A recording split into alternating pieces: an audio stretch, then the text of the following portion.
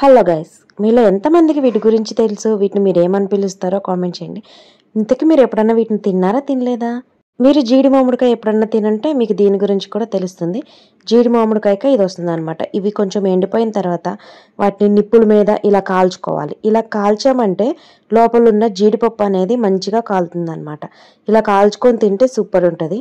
వీటిని ఎండకు ముందు పచ్చిగా ఉన్నప్పుడు వీటిని కట్ చేసి లోపల ఉన్న జీడిపప్పును తీసి కర్రీ కూడా చేస్తారు. ఆ కర్రీ టేస్ట్ అయితే యమ్మీ ఉంటుంది అసలు. ఆ కర్రీ మీరు ఎప్పుడన్నా తిన్నారా? అలా పచ్చిగా ఉన్నప్పుడు కర్రీ చేసుకొని తిన్నారా, లేదంటే ఇలా ఎండిపోయిన తర్వాత బొగ్గుల మీద కాల్చుకొని ఇలా తిన్నారా? కామెంట్ చేయండి. వీటి టేస్ట్ అయితే సూపర్ ఉంటుంది. చిన్నప్పుడు వీటి కోసం కొట్టుకునే వాళ్ళం. నేను తిని కూడా చాలా ఇయర్స్ అయిపోయింది. చిన్నప్పుడు ఎప్పుడో తిన్నాను అనమాట. ఇప్పుడు మళ్ళీ తింటుంటే టేస్ట్ మాత్రం సూపర్ ఉంది అసలు. ఇలా బొగ్గుల మీద కాల్చుకొని తింటే వాటి టేస్ట్ కరకరలాడుతూ భలే ఉంటుంది. వీటి వల్ల హెల్త్ బెనిఫిట్స్ కూడా చాలానే ఉన్నాయండి. వీటి గురించి ఇంకా మీలో ఎవరికైనా తెలిస్తే కామెంట్ చేయండి. అలాగే ఇలాంటి మరిన్ని వీడియోస్ కోసం మన ఛానల్ను సబ్స్క్రైబ్ చేసుకొని పక్కనే ఉన్న బెల్ ఐకాన్ని క్లిక్ చేయండి. Thank you so much for watching.